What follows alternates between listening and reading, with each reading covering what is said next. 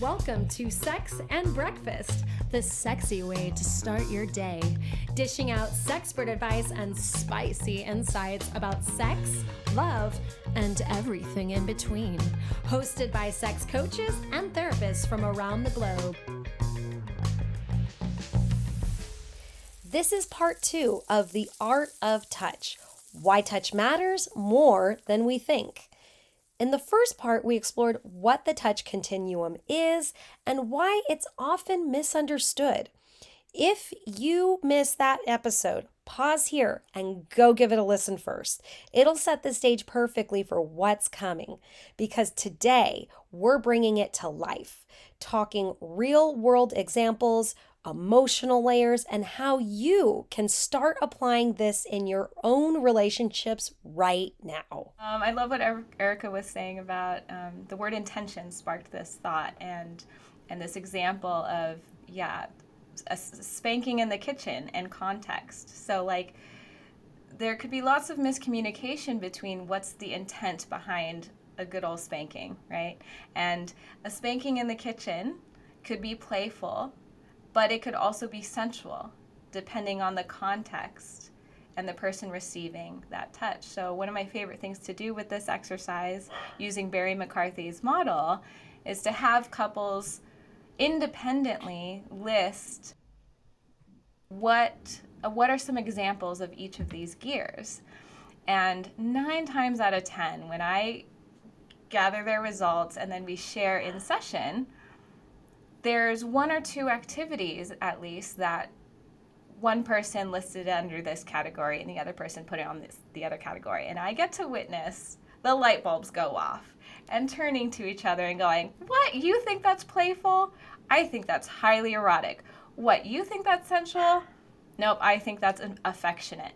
And that's where I feel like a lot of the magic can happen between just understanding each other's language and then stepping up and being able to say, well, I want more of X, I want more of Y, or I only want more of this when you ask me for it. Or there's all these nuances in between. And I think this is a very, very, very powerful way to get to it, and in a non-judgmental space, because you have this model to lean into. Oh, I love that, Dr. Noraldin. It's really, it's really fun. It's also fun to see where they are at in the continuum.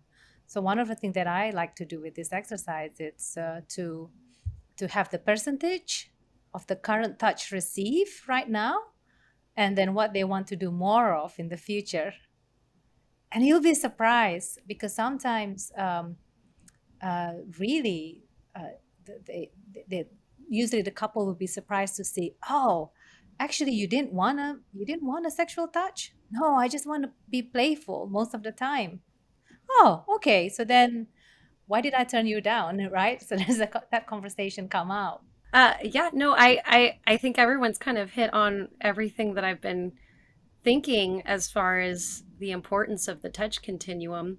I just think touch in general it's a topic that seems so basic, but is so lost in our society now. We're so on our phones, on our screens, and it's like, let's just get down to basics and touch each other. And it's not just important to improve our sex lives, but it's important as humans to feel sensations. There's so many studies that talk about the need for touch and the importance of touch. The sensory of our skin, kind of like what you were talking about before. There's a CT tactile nerve fiber that actually goes up to our limbic system and connects to our brain. And when we are feeling touch, we are lighting up and helping with our immune system. We are lowering our heart rate. We are lowering our blood pressure. There's so many benefits to just physical touch with somebody that goes well beyond our knowledge of and our understanding of how important it is just to touch each other. That we just lose because we're going into this other world.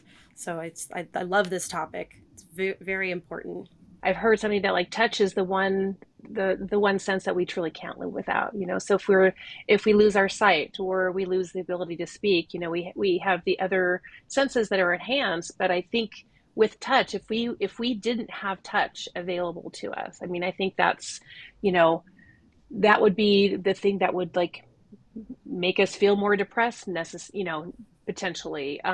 Even, you know, people have said like, you know, people who are don't have touch could, you know, that's something that could, you know, become sick. And I mean, I don't think you without touch you're going to die from it, but I think it might feel like you are, right? Because just that need to be able to, even if we don't even touch our own skin, you know, so having more invitation for us to even be able to touch ourselves, and not even from a, you know, a sexual perspective, but just as have our own sense of healing touch, and I think is so invaluable to someone who may not be in a partnership or may not be around people very often, but have that ability to remember to, you know, have a ritual or have some type of, you know, way of being able to like honor yourself and be able to really keep that touch as part of you.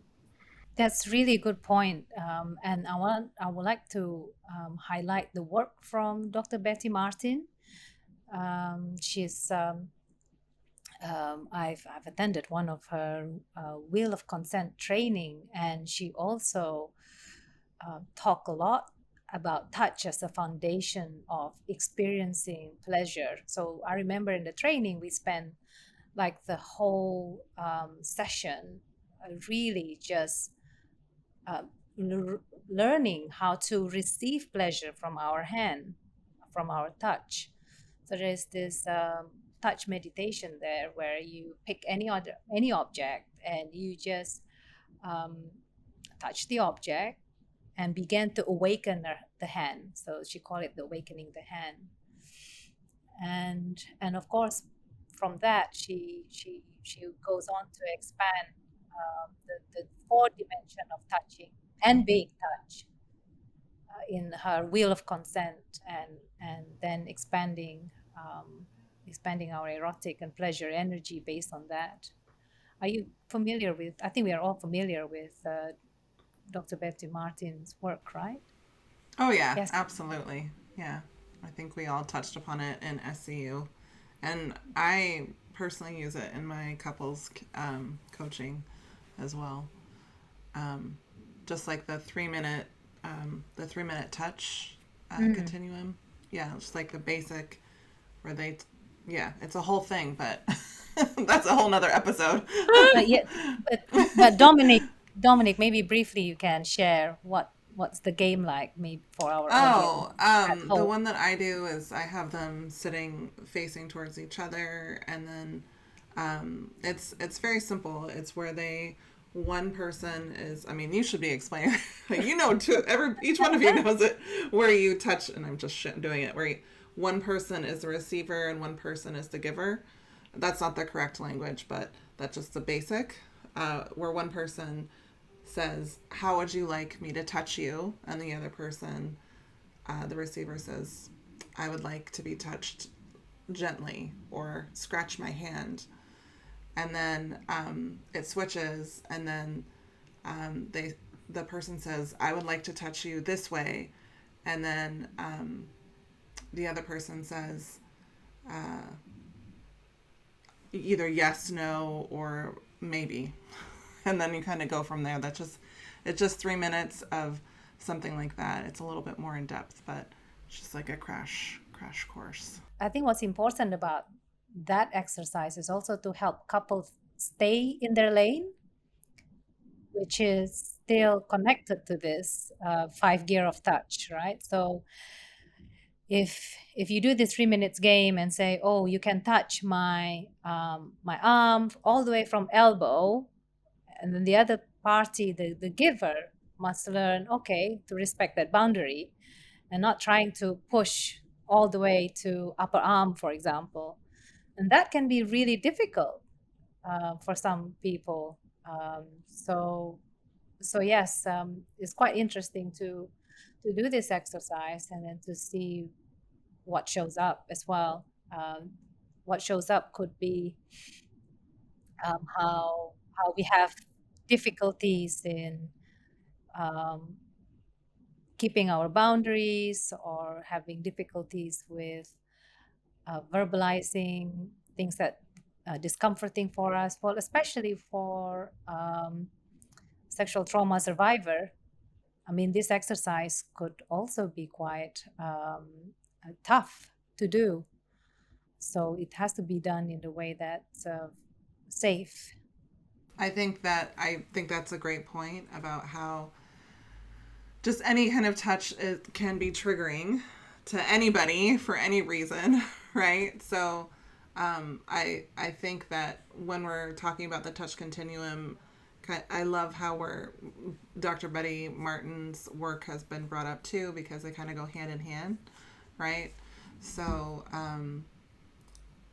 I feel that the touch continuum should be taught everywhere personally, but and I think they're trying to do that, right? Aren't they trying? Don't they have programs? Yes, in our program, yes, you, but not to the public, isn't Ah, it? Well, right. that's why we are here. Yeah. Yes. That's right. That's Well, right. yeah, That's right. because I think I personally feel this is such a basic thing, but a basic that's not being thought about, and very underrated. We're not taught how to touch in the way that's pleasurable.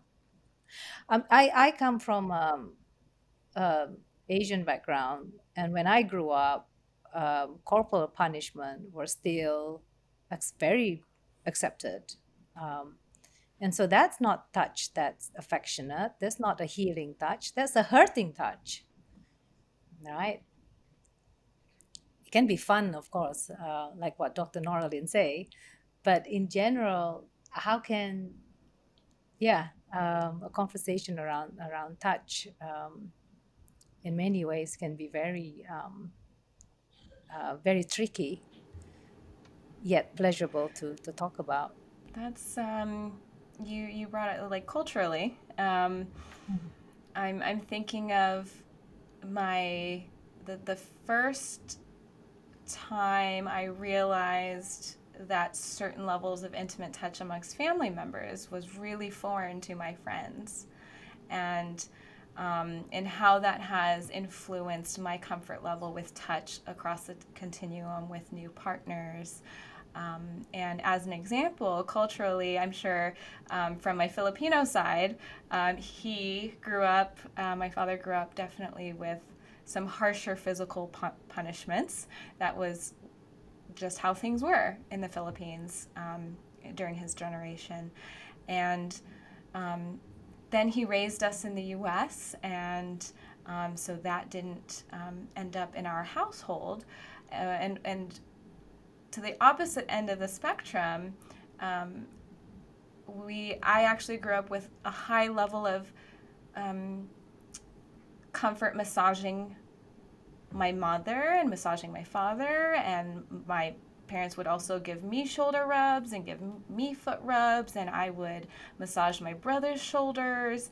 And it was just like a shock to see and feel when my friends in high school or younger were over, and they were like just shocked at the level of touch that we casually shared amongst each other. And it wasn't inappropriate, and it was totally just loving and caring. And I'm so grateful that I got to have that experience, because that's definitely influenced how I approach touch in my relationships. And I also see that in play party scenarios too, which in a later Mhm. episode we'll jump into that topic. But when I talk with couples, bringing this back to the work, I oftentimes ask, what was touch like in your household? Did you ever see your parents playfully tickle each other, hug each other, kiss each other? And that's where a second place where I often see these light bulbs go off, where one partner will look at the other and go, oh my gosh, well, you saw your parents kiss all the time?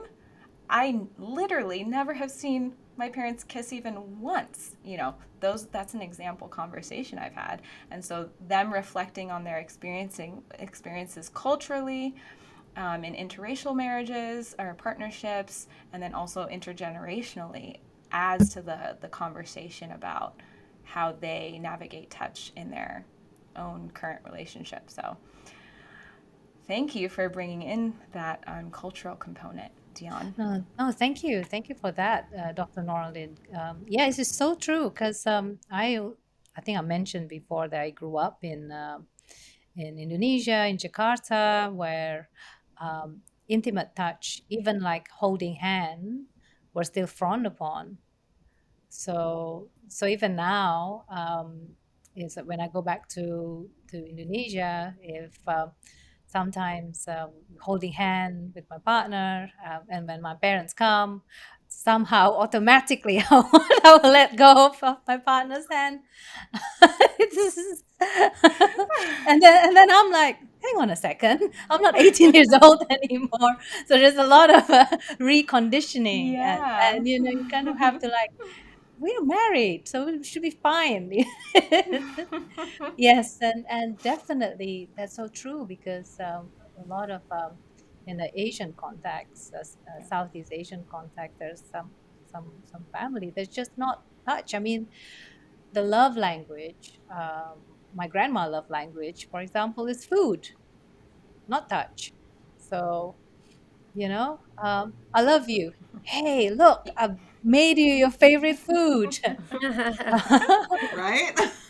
Yes, instead of saying sorry, it's like I made your favorite dessert.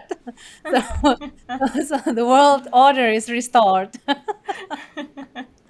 Well, this isn't just cultural, it's also like this is such a great tool for people to use with their children, with for people to use just to educate I mean, gosh, I wish this was part of sex education.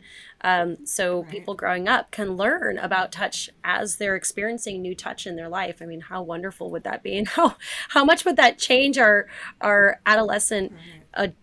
growing up and coming into our sexuality if we had an idea about, oh, it's not just gear five. There's like gear one, two, three, and four. Oh, I can just hang out in gear three. So Absolutely, isn't it, so Nicole? great. Well, that's interesting because I was just thinking as Nicole was talking about youth, I also, because I work with a lot of older folk, that touch becomes touch is through the continuum. I think the touch continuum, the continuum of touch throughout the life, the lifespan, I think is so important. And and as we age, things do happen to our bodies that are different.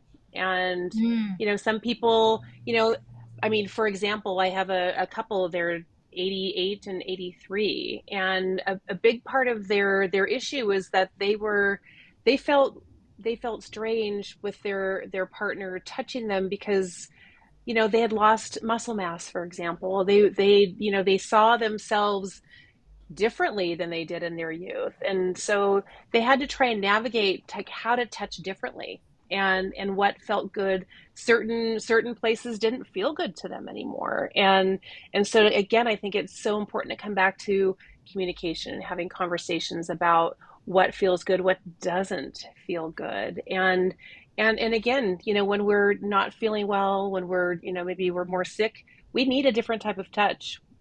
And from the other perspective of like, yes, I want to have sex with you and I want to do all of these things, that's a totally different way of touching than if you just need that, that gear one or that gear two. So I think again, going back to communication is key when it comes to touch, without a doubt. And then playing with it, having some fun and being able to be able to open up and like, let's play around with these gears and let's talk about it with one another and let's give each other feedback. And I think that's such a way of building intimacy, which I think is such a foundational component to anything that happens sexually. So I love that. And so the older couple really got better at communicating their needs to one another, which is hopefully is what we all want within our relationships.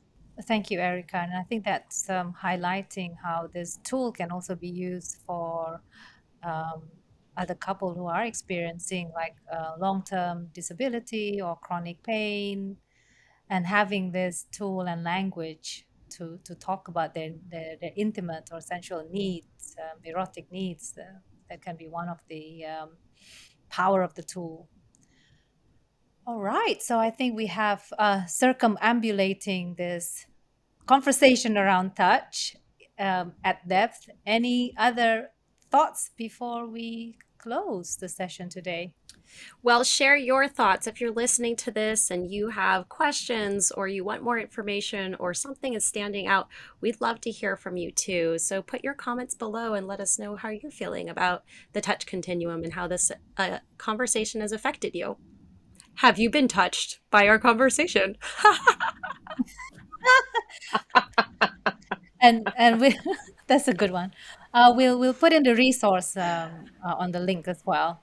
And so before we close this session, so let's touch in or your takeaways then. Maybe start with you, Nicole. Ooh, uh, I am going to reassess. I mean, I do this with my clients and I don't do it with myself. I'm going to look through these touch continuums, all my gears, and really ponder, where am I lacking with my partner? Where do I need to, check in and give more in that gear, and get off this podcast and ask in my relationship for what I'm seeing I need more of and what gear I'm lacking. So I'm going to take my own advice and give it to myself today. Thank you, Dion. I feel like I want to second that, Nicole, because I feel like I so often do this for my clients, but how often am I actually looking at it out for myself and doing a little bit of more reflective work on what this actually means, and being able to share this with my partner, I think would be really invaluable, because I think sometimes it just becomes kind of autonomic, but I think it's important to take stock sometimes and kind of step back and be an observer of my own life, and see where, I can improve on that communication, and improve on ways that I can express what I want, and then also, allow my partner to do the same, and be able to, for us both to be able to hear one another, and deepen that connection through the communication of touch. So thanks for this, Dion. It's awesome. Yeah, I also feel the same way. So I think it's important that because I give this guidance to my clients, but again, all goes back to, taking your own guidance and advice and implementing what we've learned. And I've definitely lately been thinking a lot about the touch continuum, because my partner just had surgery. So, like, we're kind of having to recalibrate everything. And he had surgery in his hip. So, everything was affected. So, we've been in this place of, where it's important for me to relearn this. So, thank you for this, Dion. Oh, I hope he gets well soon. Oh, yeah. Thank you. Yeah, I think, I second all of you, but I think another additional takeaway for me is the awakening of the hands. I am going to set that intention for myself to dedicate some time to awaken my hands, and perhaps extend, see if I can apply affectionate, sensual, playful, erotic, and intercourse touch to myself, which I think is pretty obvious that I can do the fifth one to myself. But I want to figure out if I can apply the other gears and include that in my self-pleasure ritual. And yeah, I'm really curious how I can playfully touch myself. So yeah, I'm inspired. Well, and thank you for that. Yeah, let us know how it goes.